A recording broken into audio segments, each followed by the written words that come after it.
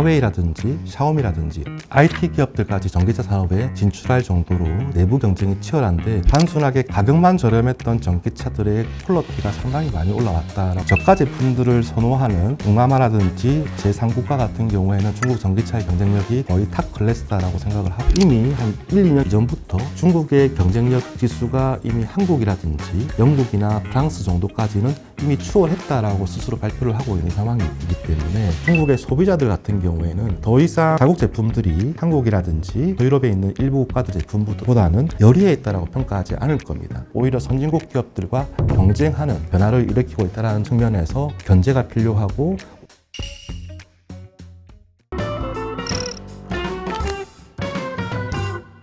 안녕하세요. 머니투데이 증권부 송정현 기자입니다. 여러분, 혹시 미국 M7의 시대는 저물고 이제 중국 T10의 시대가 온다라는 말 들어보신 적 있으신가요? 올해 1월 딥시크가 등장하면서 나온 말인데요. 중국 빅테크 기업들이 다시 주목받기 시작했습니다. 그럼 지금이 과연 중국에 투자할 적기일까요? 오늘 현대차증권 여태경 연구원님 모시고 중국 경제 상황부터 증시 전망까지 같이 이야기 나눠보도록 하겠습니다. 안녕하십니까? 네, 안녕하십니까? 네. 예, 안녕하십니까? 저는 현대차증권 리서치센터 글로벌 리서치 팀장 여태경입니다. 저는 현대차증권 리서치센터에서 중국과 홍콩 증시 투자 전략, 그다음에 상장 기업 분석 업무를 맡고 있고요. 최근 몇 년 동안에는 중국의 사회 구조 개혁 그리고 중국의 기술 굴기에 대해서 계속 팔로우하고 있는 상황입니다. 먼저 중국 경제 상황을 짚고 넘어가고 싶은데요. 올해 1분기 중국이 무려 5.4%라는 경제 성장률을 달성했습니다.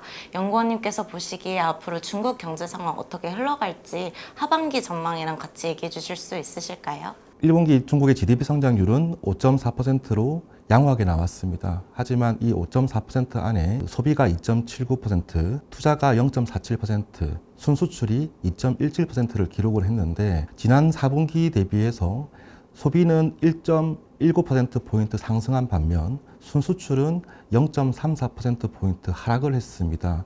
앞으로 중국 경제가 하반기에도 양호하게 흘러가서 중국 정부가 제시한 5% 내외의 경제 성장률을 달성하기 위해서는 수출이 감소하는 폭이 억제되어야 되고 소비가 확대가 될 필요가 있는데 우선 중국이 놓여 있는 상황을 보게 되면은 낙관적인 전망을 내놓기는 어렵습니다. 왜냐하면 소비 같은 경우에는 중국 내부적으로 부동산 침체라는 우선 장기적으로 불확실성이 지속되고 있는 상황이고 수출 같은 경우에는 트럼프 2.0을 맞이해서 미국과 지금 관세 전쟁을 벌이고 있는 상황이기 때문에 올해 같은 경우에는 계속 이 두 가지 불확실성을 좀 체크할 필요가 있다라고 말씀을 드립니다. 그럼 중국 정부가 제시한 연간 5% 경제 성장률을 조금 하향 조정할 필요도 있다고 보시나요? 네, 우선 하향 조정될 필요가 있다고 생각을 합니다. 지금 4월 달에 미중 간에 우선 감정적인 보복 관세가 이루어진 다음 물론 5월 달에 합의를 통해서 추가 관세 폭이 대폭 하락이 되었지만은 여전히 미국이 부과한 중국에 대한 추가 관세가 30% 남아있는 상황이고 이 벽이 상당히 큽니다. 그래서 실제 중국의 그 4월 대미 수출 같은 경우에는 전년 동기 대비해서 21% 급락을 했고 5월 같은 경우에는 전년 동기 대비해서 35% 정도 급락을 한 상황이기 때문에 수출 상황이 녹록치 않은 데다가 아무리 소비 진작책을 낸다고 하더라도 그 부분들을 충분히 커버를 해낼 수 있을지는 아직까지 불확실하기 때문에 지금 상황에서는 중국 정부가 연초에 제시한 경제 성장률 목표가 5% 내외인데 지금 이 내외라는 밴드의 하단인 4.8% 또는 그 이하로 조정될 필요가 있다고 생각을 합니다. 그래서 아무래도 관세 국면에서 좀 중국이 수출 주도 모델에서 이제 좀 내수 주도 모델로 좀 바꾸려는 듯한 움직임을 보이는데 올해 이구환신 정책부터 금리 인하, 지준율 인하까지 좀 단행하고 있는데 이런 중국의 내수 부양 정책을 좀 어떻게 평가하시는지 궁금합니다. 중국 정부가 장기적으로 소비 진작을 위해서 다양한 정책들을 내고 있는 부분들은 분명히 긍정적이라고 생각을 합니다.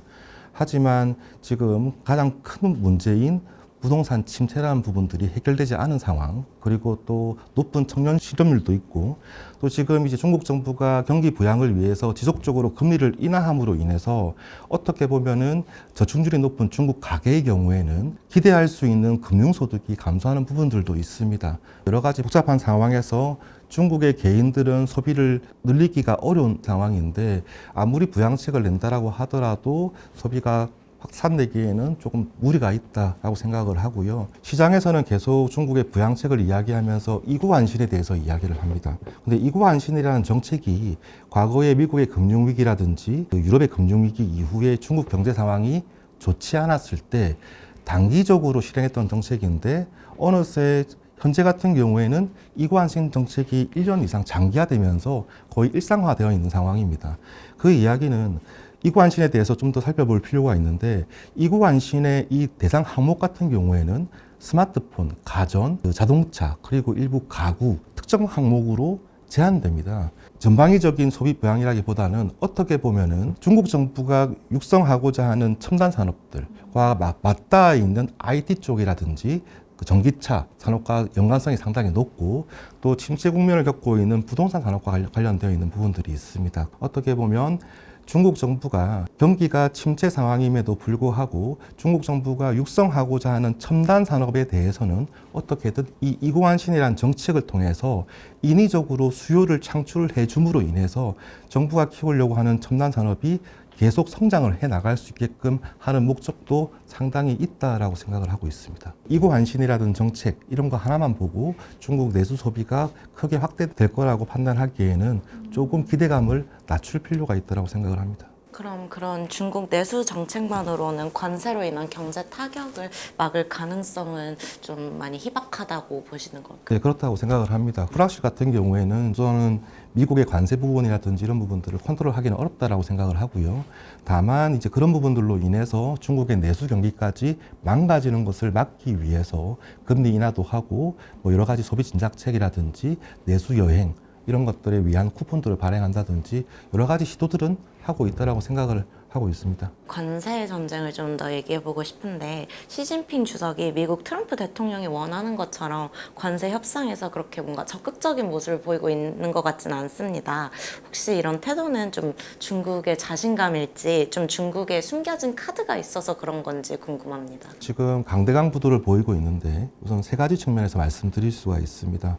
우선 트럼프 1.0에서 사실상 첫 번째 무역 전쟁을 할 때도 시진핑 정부는 사실상 강대강 구도를 보였습니다. 준비가 안 되어 있는 상태도 보였는데 중국의 이 주석이라는 자리, 즉 리더라는 자리에 누가 앉아 있더라도 미국의 규제에 대해서 좀 굴복하는 모습들을 인민들에게 보여줄 수 없다라는 게 우선 첫 번째 이유라고 생각이 되고요. 두 번째 이유는 지금 현재 트럼프 2.0이 만난 시진핑 정부는 과거 트럼프 1.0에서 이제 상당히 곤혹을 겪었고 또 그 이후에 바이든 정권이라고 하는 4년간의 대중 기술 규제가 심각했던 그런 상황에 총 7년간의 고난 속에서 어떻게 보면은 기술 굴기에 상당히 공을 들인 정부라고 보시면 될 겁니다. 그래서 트럼프 1.0의 시진핑 정부와 현재의 시진핑 정부는 전혀 다른 모습이라고 생각을 하시면 될 것 같고 그동안 중국의 제조업 경쟁력이 상당히 많이 올라왔고 그럼으로 인해서 중국의 많은 제조품들이 사실상 미국 외의 시장으로 수출을 확대를 하면서 미국에 대한 의존도를 상당히 많이 줄인 부분 때문에 이렇게 강대강 구도가 가능하다라고도 생각을 하고요. 마지막으로는 코비드19라는 특이한 상황이 사실상 그 중간에 발생을 했습니다. 그리고 이제 트럼프 1.0 이후에 관세가 많이 부과가 됐기 때문에 중국에서 생산을 해서 미국으로 수출하는 다국적 기업들 같은 경우에는 이미 중국에서 상당히 많이 이탈을 한 상황입니다. 결국에 현재 높은 관세에도 불구하고 중국에 남아있는 기업들 같은 경우에는 말 그대로 이제 다른 나라로 대체하기 어려운 품목일 가능성이 크기 때문에 지금 트럼프 2.0에서 추가 관세를 부과한다고 하더라도 그게 단순히 중국 기업만 피해를 보는 게 아니고 관세를 고스란히 이렇게 막고 미국 소비자들도 피해를 보는 그런 품목이라서 이렇게 강대강 구도로 가는 것 아닌가라고 생각을 하고 있습니다. 이제 중국 첨단 기술에 대해서 얘기해보고 싶은데요. 아까 서두에서 언급했듯 중국이 올해 딥시크로 세계를 한번 깜짝 놀래켰습니다.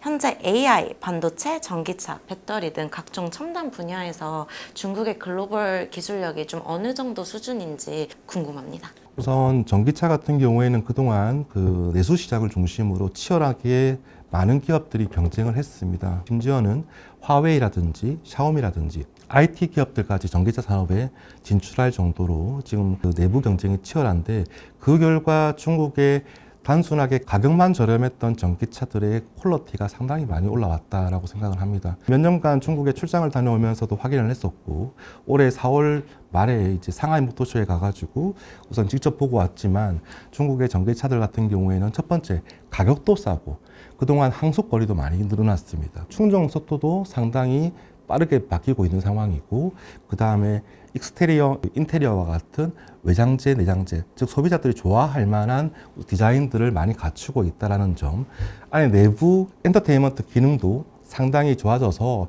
어떻게 보면은 가성비 시장에서는 중국 전기차만큼 좋은 제품들이 없다라고 생각을 합니다. 그 결과 이제 중국 내수 시장뿐만 아니고 저가 제품들을 선호하는 동남아라든지 제3국가 같은 경우에는 중국 전기차의 경쟁력이 거의 탑 클래스다라고 생각을 하고 있습니다. 그리고 2차 전지 같은 경우에는 당연히 중국의 전기차 산업이 발달을 하면서 중국의 1위 전기차 배터리 업체인 CATL과 자동차까지 만드는 비아디의 경쟁력이 상당히 좋아졌다라고 생각을 하고, 중국 정부가 육성을 하고 내수 시장에서 소비가 늘어나는 만큼 말 그대로 전 세계 1, 2위 MS를 확보한 중국의 전기차 배터리 업체 같은 경우에는 기존에 있는 LFP 배터리 성능을 업그레이드 하는데 우선 중점을 두고 있고, 또 한편으로는 신제품 개발에 상당히 공을 들이고 있습니다. 그래서 4월 말에 CATL에서 나트륨 배터리를 발표를 했고, 올해 말에 양산을 하겠다라는 그 소식이 사실상 중국 전기차뿐만 아니고 전 세계 2차 전지 시장의 경악을 금치 못하게 한 놀라운 소식으로 전해졌고요. 반도체 산업을 말씀을 드리면 지금 이제 한국을 비롯한 이제 선진국 반도체 업체들에 비해서는 기술력이 한 단계 아래인 것은 팩트라고 생각을 합니다. 다만 이제 미국의 기술 규제에도 불구하고 팹리스 쪽에서는 화웨이, 그 다음에 파운드리 쪽에서는 SMIC, 그리고 디램에서는 CXMT, 낸드에서는 YMTC와 같은 중국 반도체 각 분야의 굵직굵직한 기업들이 국가 아래에서 한 팀처럼 같이 협업을 하고 있는 상황입니다. 그 결과 이제 미국의 기술 규제로 중국에서 발생한 소위 말하는 선진국 기업들이 공급하지 못하는 제품들의 공백을 자국 기업들이 빠르게 국산화하면서 그 자리를 메이크업해 나가고 있다고 생각을 하고 있습니다. 선진국 기업들의 반도체 제품들과 경쟁하기는 아직까지 미숙하지만 중국 내부적으로 필요한 수요들을 빠르게 채워가고 있는 부분들이 더 중요하게 봐야 된다라고 생각을 합니다. AI 산업 같은 경우에는 사실상 올해 1월 초에 딥시크 나오면서 이제 중국의 그 AI 산업에 대해서 상당히 우선은 관심이 높아졌습니다. 딥시크의 출현이 사실상 중요했던 부분들은 그동안 이제 비싼 인프라 투자와 높은 이제 개발비를 통해서 소위 말하는 이제 미국의 빅테크들만 가질 수 있는 AI 모델이라는 상품을 결국에는 상당히 저렴하게 개발을 했기 때문에 수요자들에게 아주 싸게 공급을 하면서 가격 부분에 있어서 그리고 공급에 있어서 하나의 매개 역할을 했다라고 생각을 하고요. 그리고 중국에서 AI 모델을 딥시크 공급을 함으로써 중국 정부, 기관, 기업들이 빠르게 딥시크를 활용을 해서 직접적으로 산업에서 활용을 하고 있습니다. 2016년부터 2025년까지 중국 제조 2025라는 부분에서 중국 정부가 지원을 해서 제조업의 경쟁력이 올라왔다라고 하면은 앞으로 향후 10년 뒤까지 중국 제조업이 뭘로 성장할 거냐를 봤을 때 AI 모델이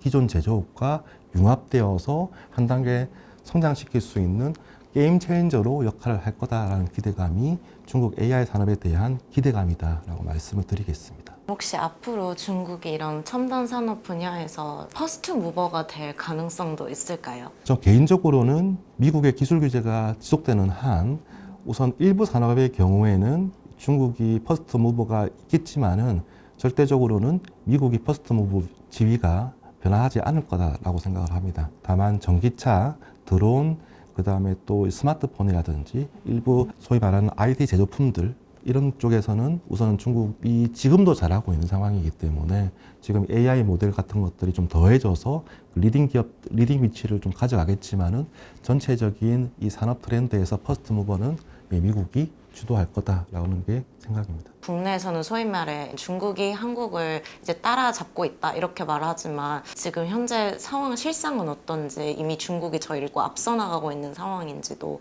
궁금합니다. 한국은 기존의 중가 시장에서 프리미엄 시장으로 외연을 확장하려는 경우가 많고 중국은 아주 저가 시장에서 중가 시장으로 지금 외연을 확장하려는 노력들이 많습니다. 한국 기업들은 이제 대부분 첨단 제품의 경우에는 미국이 우선 메인 시장이고 중국 같은 경우에는 자국 시장이 메인인데다가 좀 저가 제품 같은 경우에는 사실상 동남아라든지 남미 같은 제3국가가 우선 메인이기 때문에 직접적으로 부딪히는 경쟁은 조금 적다라고 생각을 합니다.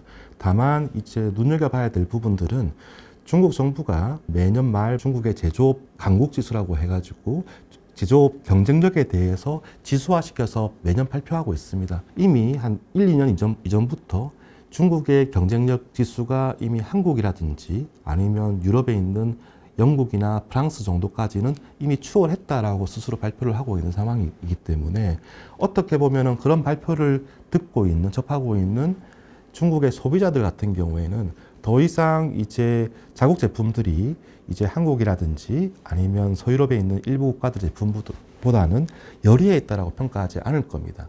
그 이야기는 중국 소비자들이 단순한 애국심보다는 우선은 그 제품에 대한 평가적인 측면에서 자국 제품들을 선호할 거고 그 결과는 과거에는 선진국 기업들 입장에서는 중국이라는 나라가 하나의 커다란 마켓이었습니다. 이제는 그 마켓 역할이 없어지는 거죠. 그리고 중국은 과거의 마켓에서 향후에는 이제 중국 시장은 자국 기업들 중심적으로 돌아가고 오히려 선진국 기업들과 경쟁하는 시장에서 경쟁자로 도약하는 그런 변화를 일으키고 있다는 측면에서 우선은 좀 견제가 필요하다고 말씀을 드립니다.